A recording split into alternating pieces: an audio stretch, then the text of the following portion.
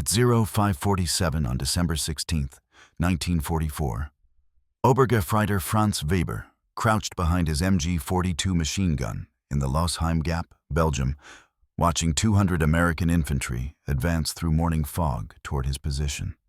He was 22 years old, had been manning this gun for 37 days, and knew exactly how long he had before he died. The Americans were 400 meters out. At their current pace, they'd reach his foxhole in 90 seconds. Standard doctrine said, retreat. Fall back to secondary positions. Preserve the gun and crew. But retreating meant exposing the entire defensive line. Meant letting Americans pour through the gap. Meant the collapse of the northern sector and 8,000 German troops cut off behind enemy lines. Weber's MG42 could fire 1,200 rounds per minute. Fastest machine gun in the war. But that speed created a fatal problem. The barrel overheated after 250 rounds, required changing every 90 seconds. And during those 8 seconds of barrel change, the enemy rushed forward. That 8-second window had killed 23 German machine gun crews in the past 7 days. 23 guns lost. 23 positions overrun. 23 funerals. Weber looked at his assistant gunner, Gefreiter Hans Müller. 20 years old, Hamburg bricklayer before the war. Müller was already feeding the first ammunition belt.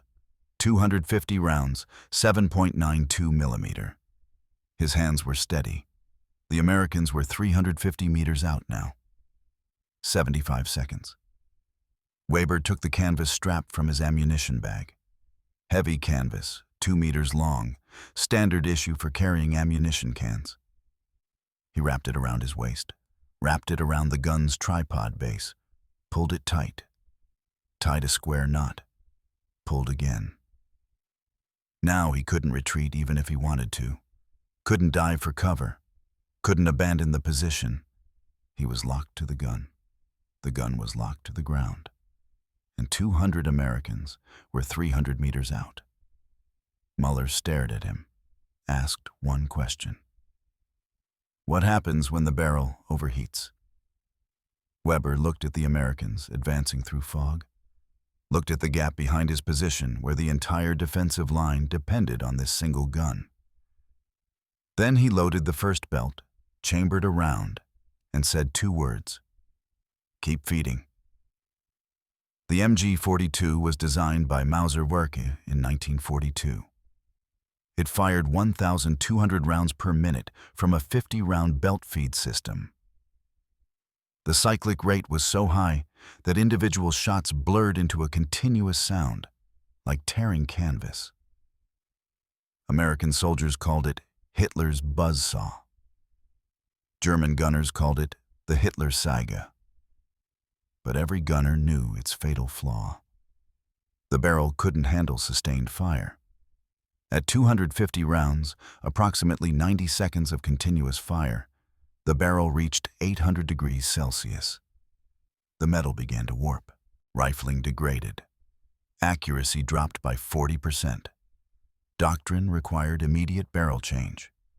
The procedure took 8 seconds with an asbestos mitt. Pop the barrel release. Pull the hot barrel out. Slide the cool barrel in. Lock it. Resume firing. 8 seconds. That's how long American infantry needed to close 40 meters of open ground. That's how long it took to get from suppressed position to grenade range. That's how long it took to kill a German machine gun crew. Weber had watched it happen 23 times in 7 days. The first gunner Weber lost was Obergefreiter Klaus Schneider. December 9, 1944, position 14A, 600 meters north of Weber's foxhole. Schneider was from Munich, 24 years old. Mechanic, same as Weber. They'd talked about BMW motorcycles during the quiet hours. Schneider had fired 240 rounds at advancing Americans, called for barrel change. His assistant gunner had the new barrel ready. Schneider popped the release, pulled the hot barrel. 4 seconds into the change, Americans rushed from 40 meters. Schneider took 3 rifle rounds through the chest. Died before the new barrel was installed. His assistant gunner tried to finish the change, got shot in the head. Americans overran the position, captured the gun. Weber watched it through binoculars, watched Schneider's body slump over the weapon, watched Americans drag the MG42 away. The second gunner was Gefreiter Otto Braun. December 12, 1944. Position 22C. Braun was 19 years old, farm kid from Bavaria.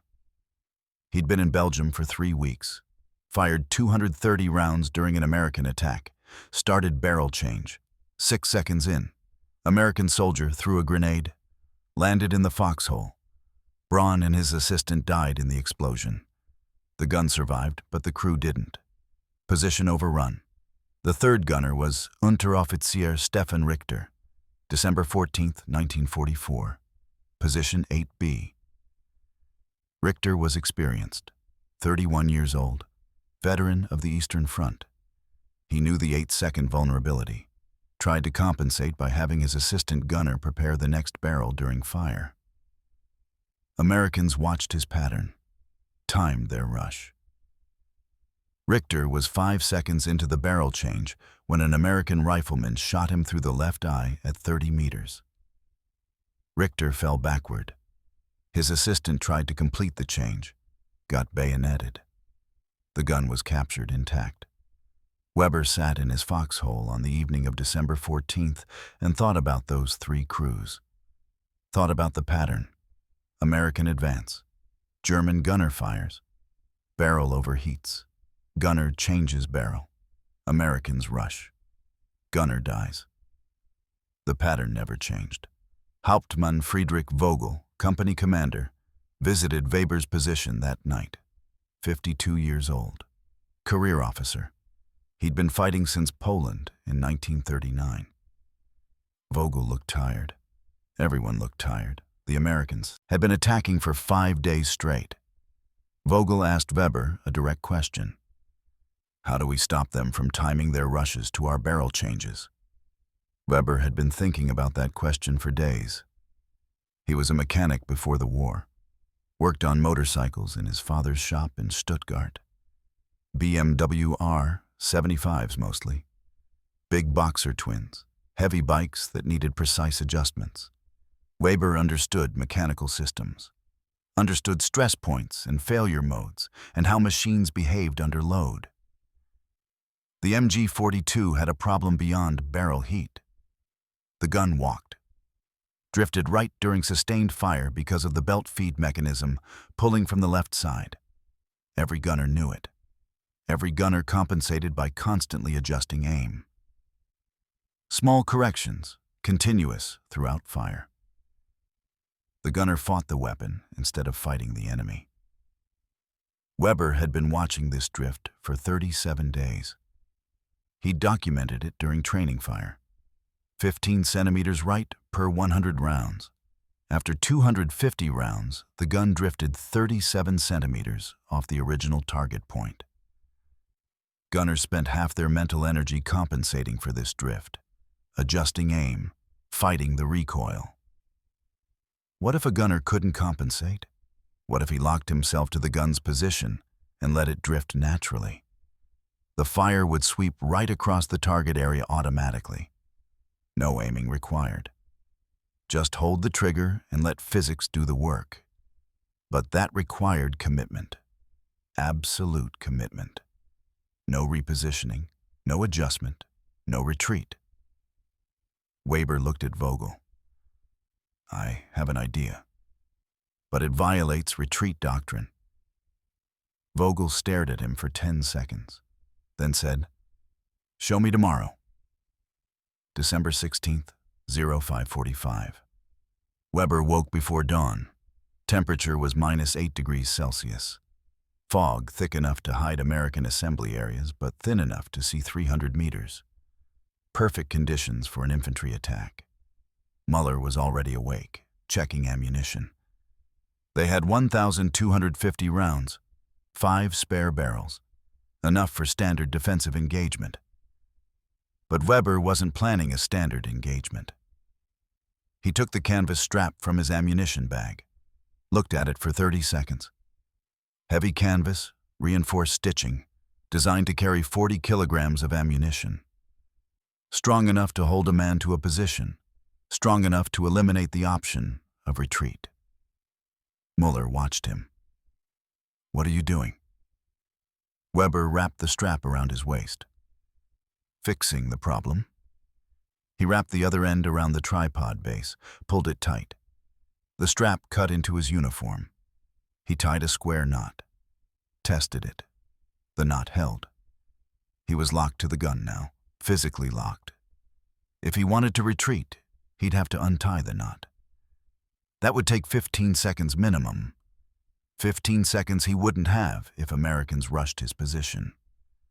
Muller understood immediately. "You can't run. Neither can the gun."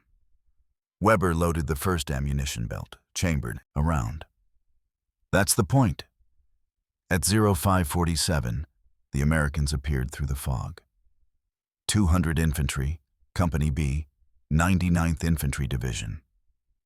They advanced in a line, 5 meters between each man. Standard attack formation.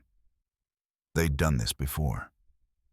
They knew German MG42 crews would fire, overheat, change barrels. They knew the 8-second window.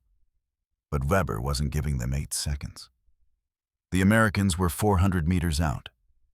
Weber's effective range was 1,000 meters, but accuracy dropped significantly past 400.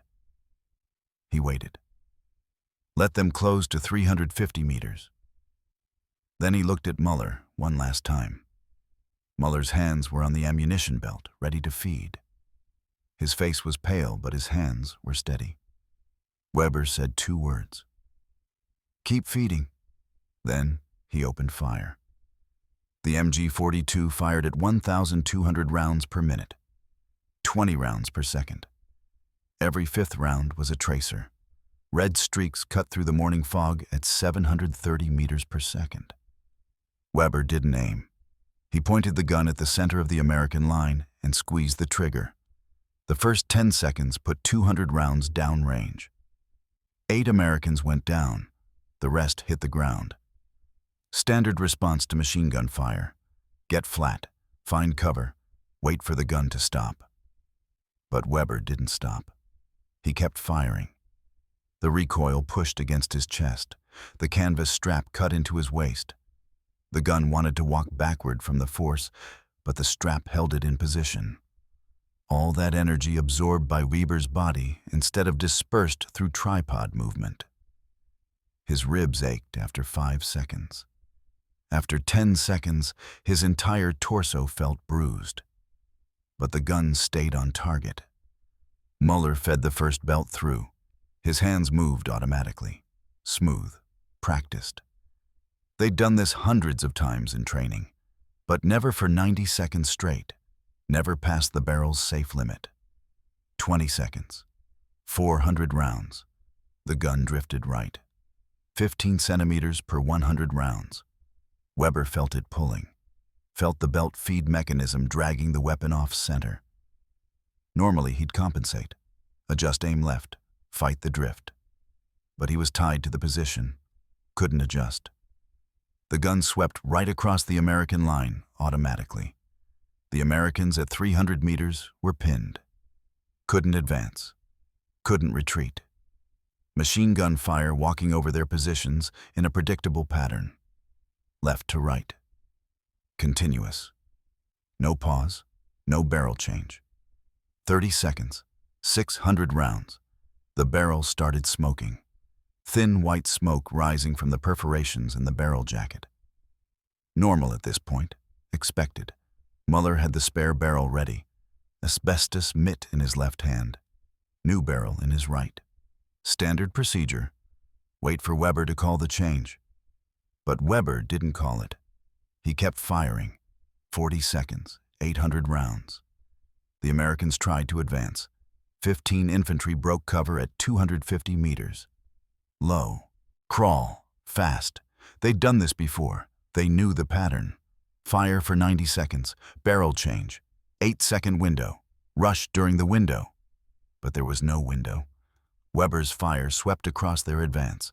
Not aimed fire, not precise, just volume. 20 rounds per second, walking right across their line. 7 Americans went down in 4 seconds. The others scrambled back to cover.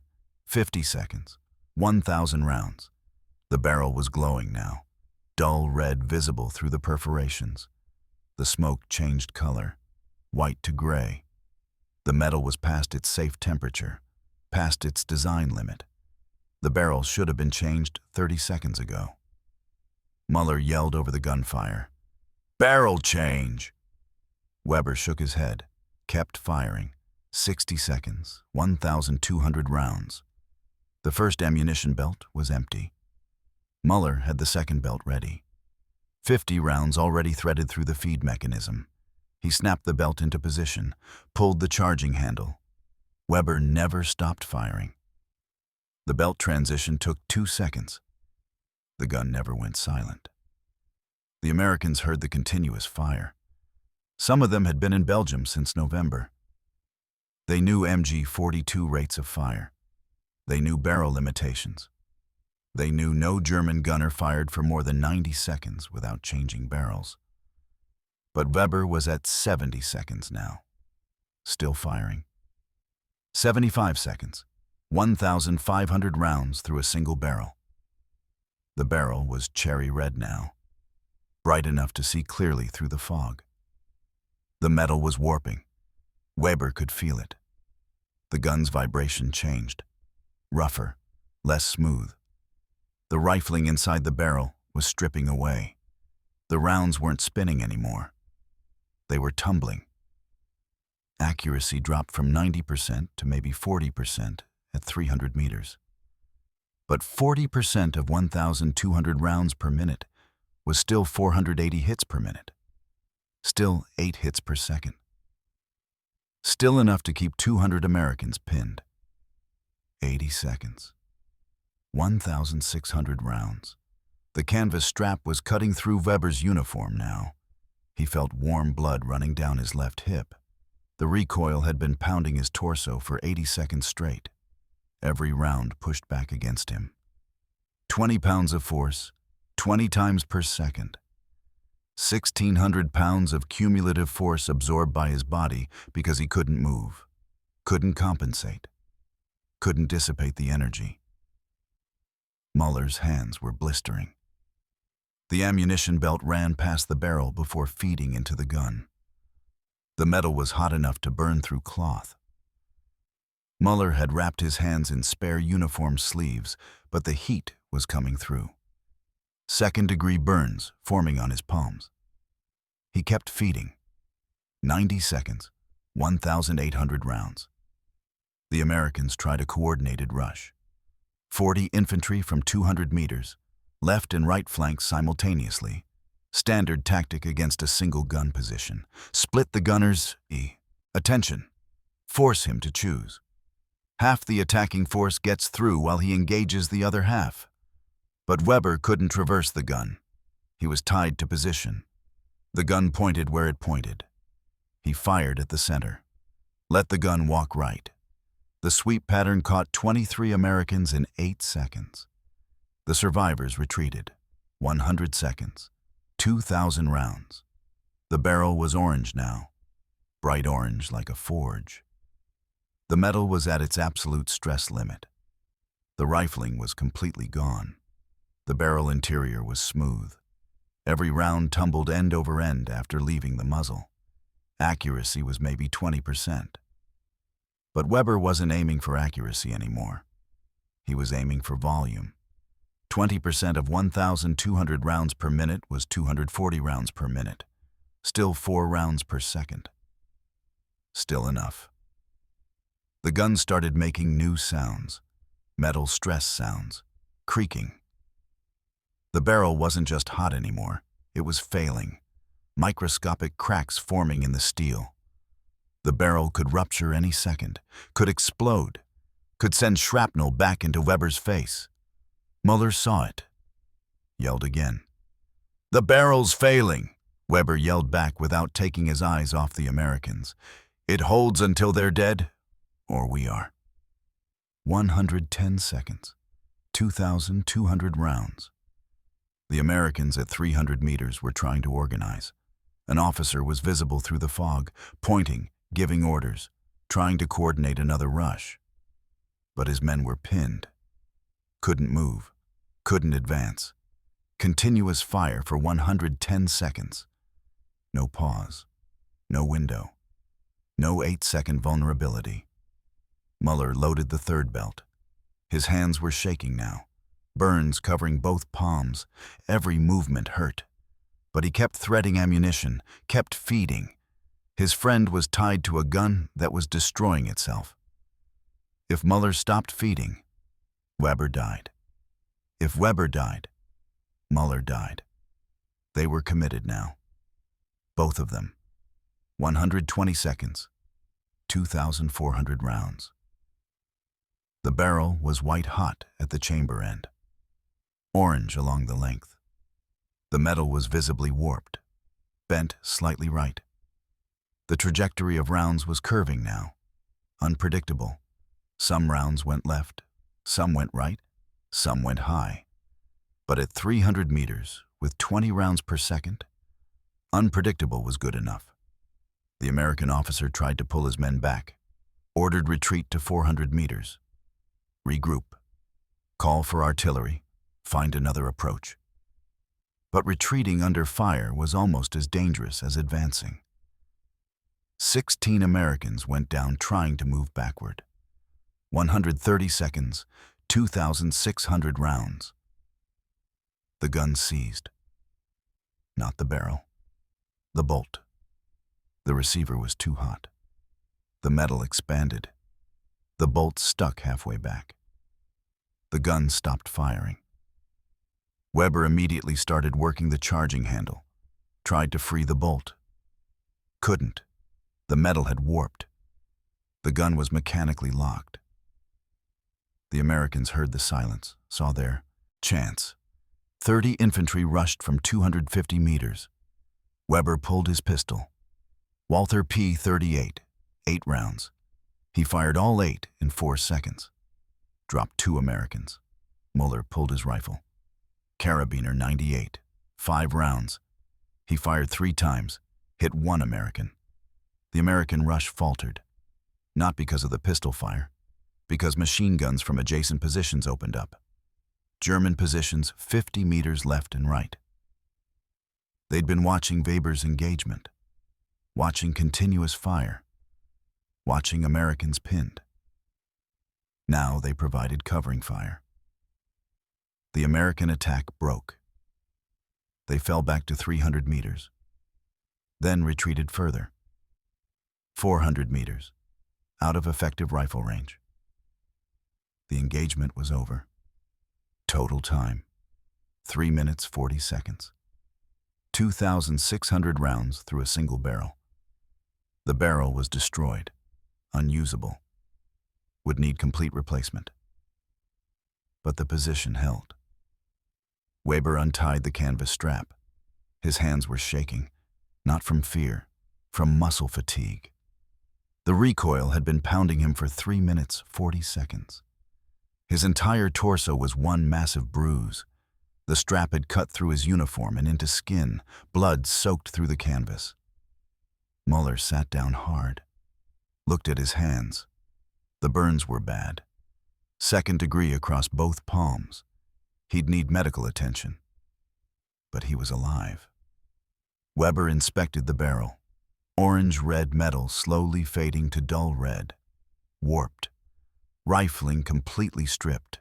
Stress cracks visible along the length. The barrel had held 9 times longer than designed. Why? Because the gunner couldn't compensate. Because all the recoil energy went into the barrel instead of dispersed through tripod adjustments. Because the gun absorbed stress the gunner normally absorbed through movement. The barrel failed. But it failed after the enemy retreated. At 0605, Hauptmann Vogel arrived at the position. He'd watched the entire engagement from the command post 200 meters back. He surveyed the destroyed barrel, counted empty ammunition cans, looked at Weber's bloody uniform, looked at Muller's burned hands. Vogel asked one question. How? Weber showed him the canvas strap, still tied to the tripod, bloodstains dark against tan canvas. He explained. Locked position, no compensation. Let gun walk naturally, feed continuously. Barrel fails, but position holds. Vogel looked at the American bodies scattered across 300 meters of frozen ground. Looked at the 2 German soldiers still alive in their foxhole. Looked at the destroyed barrel that had fired 2,600 rounds. He said 3 words. Show me again. December 16th, 1944, 1400 hours. Position 9C, 600 meters south of Weber's foxhole. Unteroffizier Ernst Zimmermann crouched behind his MG42 and watched American infantry massing in the tree line 400 meters away. Zimmermann was 26 years old. Dusseldorf. Factory foreman before the war. He'd been manning this gun for 42 days. He'd watched Weber's engagement through binoculars that morning. Watched continuous fire. Watched Americans pinned for 3 minutes 40 seconds. Watched them retreat. Watched Weber survive. Zimmermann looked at his assistant gunner, Gefreiter Paul Richter. 21 years old, Berlin, carpenter. Richter was checking ammunition belts. They had 1,000 rounds, 4 spare barrels. Zimmermann picked up his ammunition strap, heavy canvas, 2 meters. He wrapped it around his waist, wrapped it around the tripod, tied it tight. Richter stared at him. What are you doing? What Weber did. At 1407, 180 American infantry advanced from the tree line. Standard attack formation, 5-meter spacing.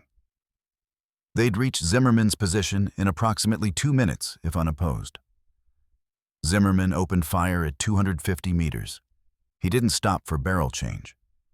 Richter fed belts continuously. First belt, second belt, third belt. The barrel went from cold to smoking to glowing. Zimmermann kept firing.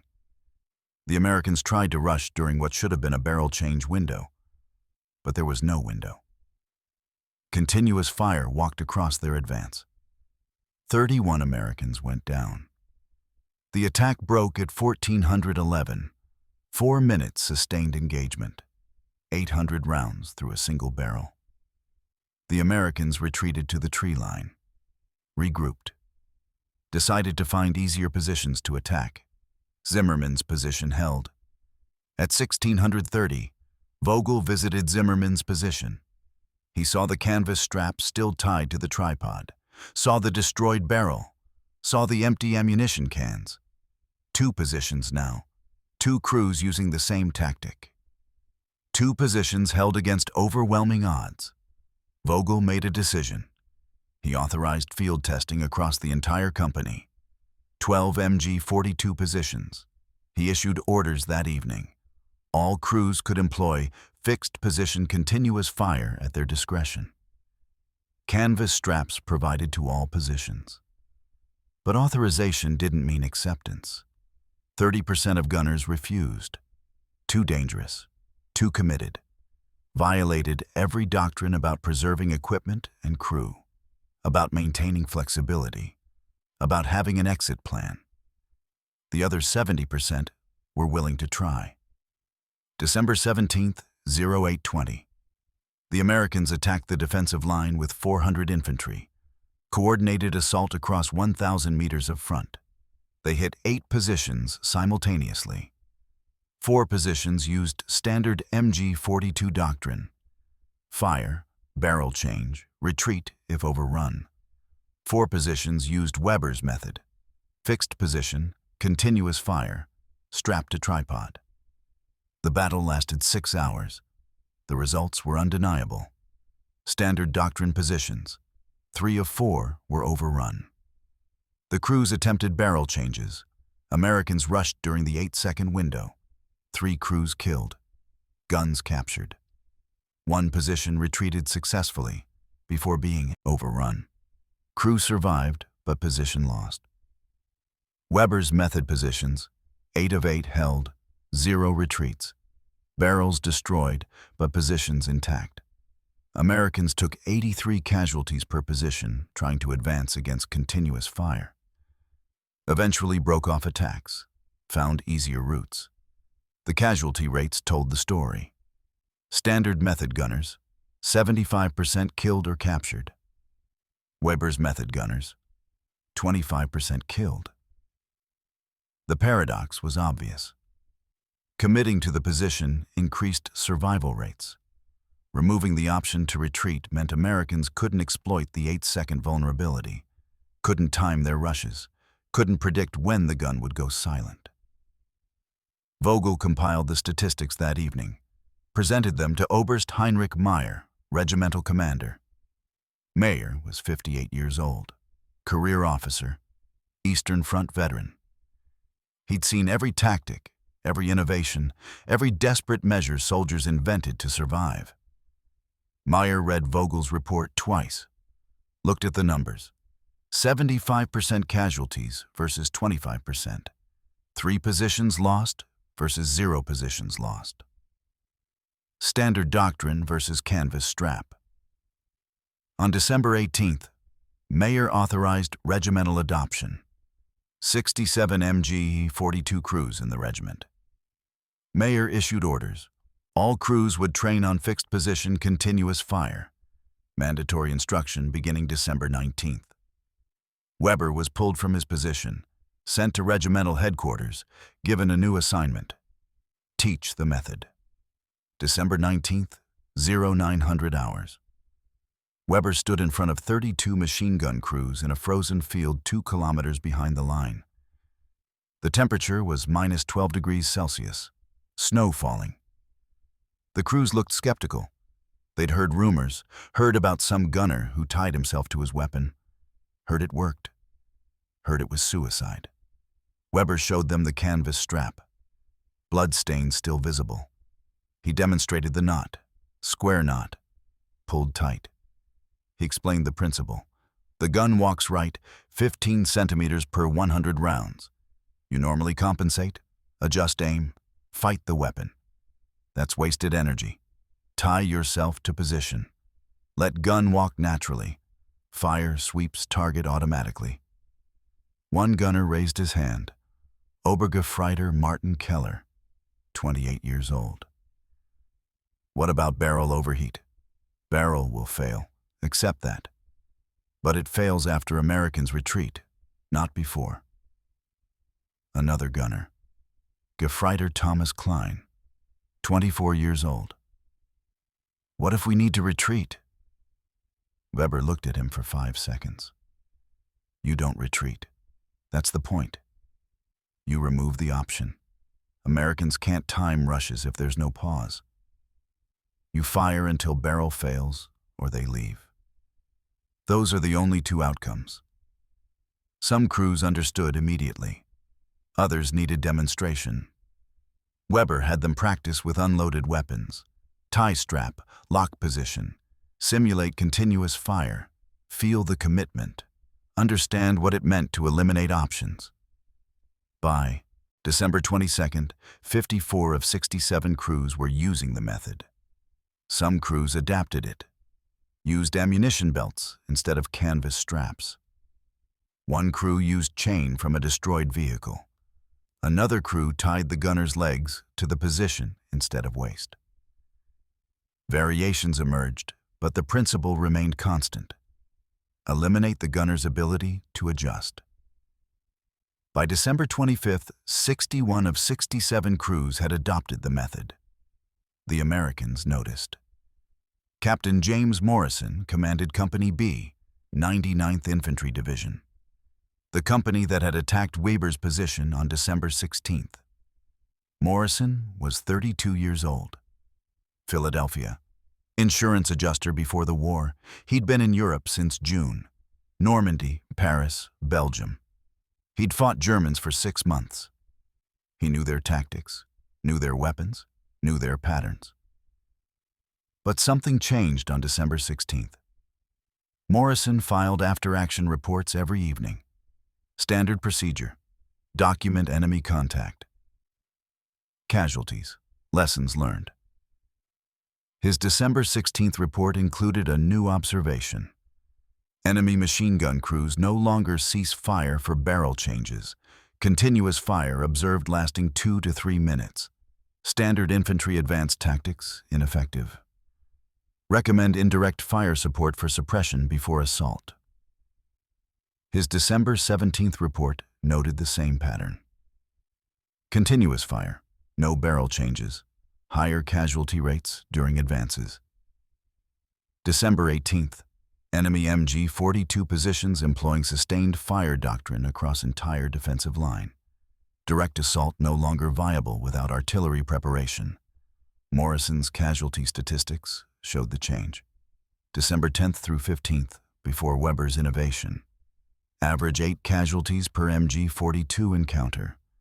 December 16th through 25th, after adoption. Average 23 casualties per MG42 encounter.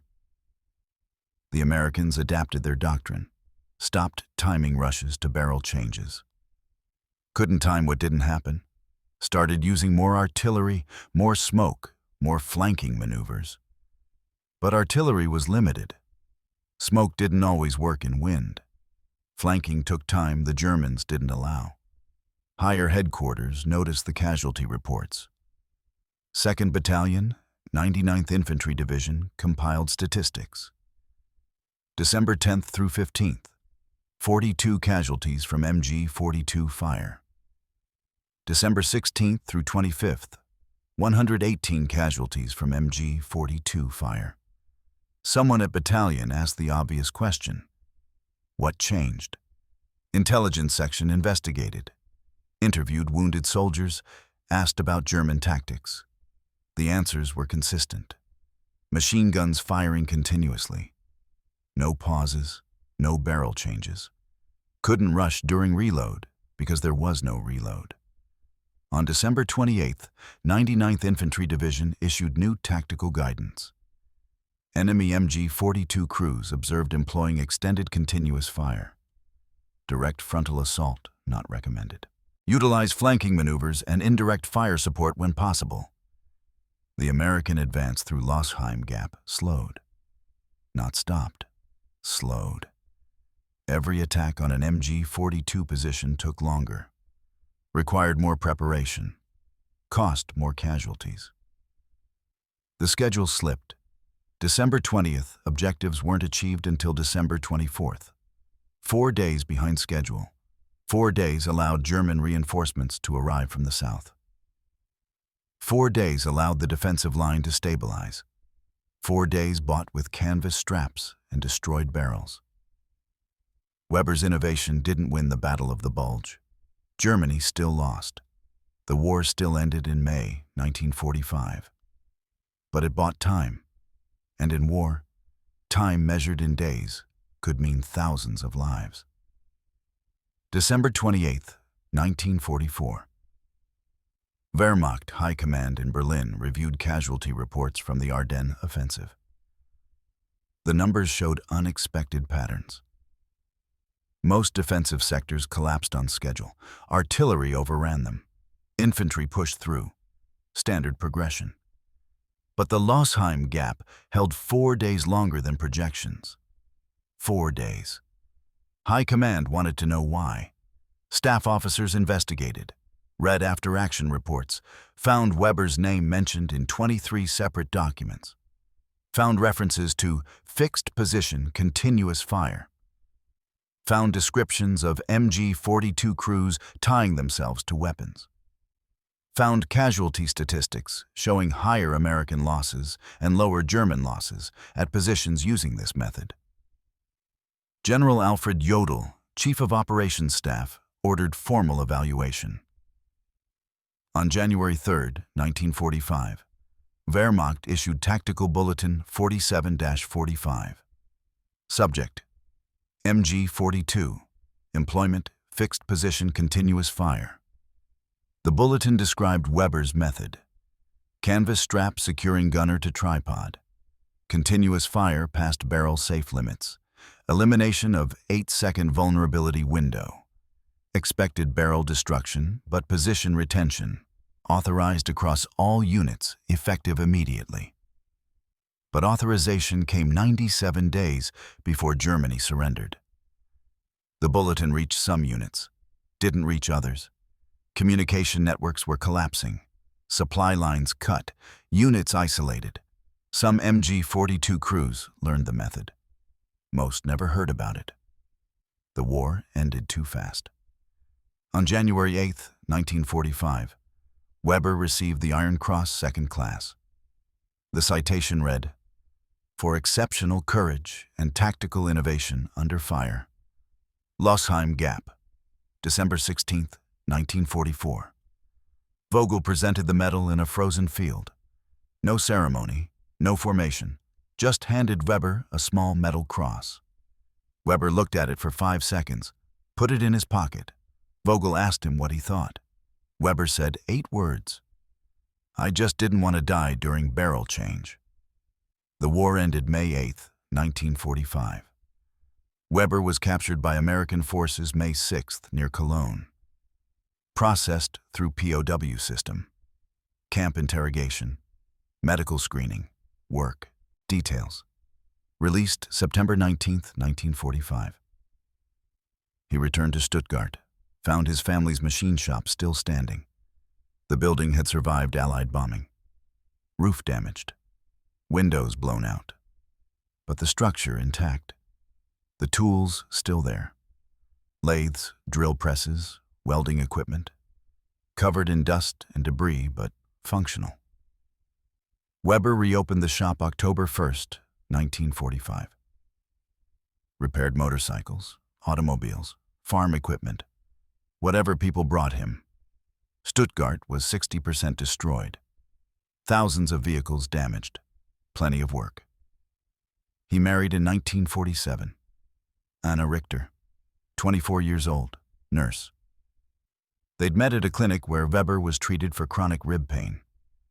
Residual damage from 3 minutes 40 seconds of continuous recoil. The doctors said his ribs had microfractures. Healed incorrectly. Would hurt forever. Weber said it was fine. He was alive to feel the pain. 3 children, 2 boys, 1 girl. Born 1948, 1950, 1952. Weber never talked about the war. Customers sometimes asked. They'd see the Iron Cross on his workshop wall, ask about his service. Weber would say 5 words. "I was machine gunner, that's all." His children knew he'd been in Belgium.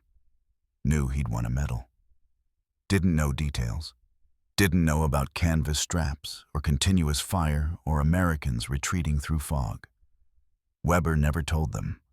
In 1967, a military historian named Dr. Klaus Fischer researched the Battle of the Bulge. Fischer was writing a book about defensive tactics. He found captured German documents mentioning fixed position continuous fire method. Found Tactical Bulletin 47-45. Found Weber's name listed as originator.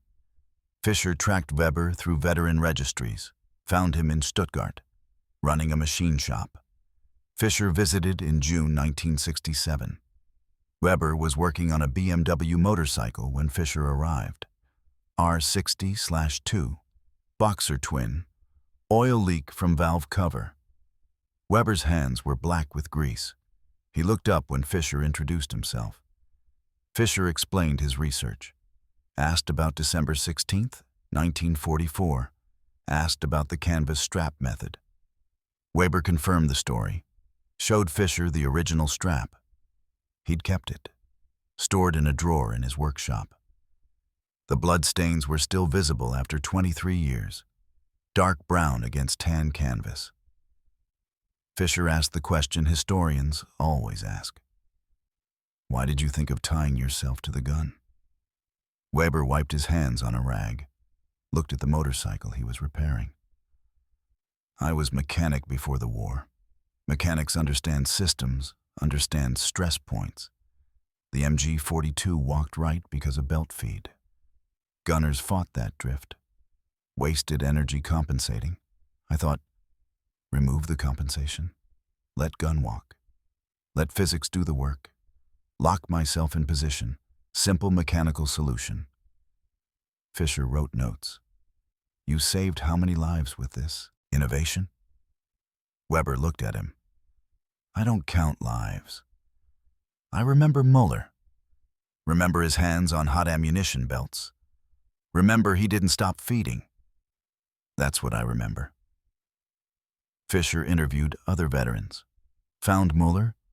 Hans Muller had survived the war, returned to Hamburg, worked as electrician, married, 2 children. Fisher interviewed him in July 1967. Muller confirmed Weber's account. Described feeding ammunition for 3 minutes 40 seconds. Described the burns on his hands. Said the scars were still visible. Showed Fisher. Fisher asked if he stayed in contact with Weber. Muller said yes. They wrote letters. Every Christmas. Had written to each other for 22 years. Never missed a year. Fisher asked to see the letters. Muller brought out a box. 22 years of correspondence. The letters discussed ordinary things. Families, work, weather, football matches. Only one letter mentioned the war.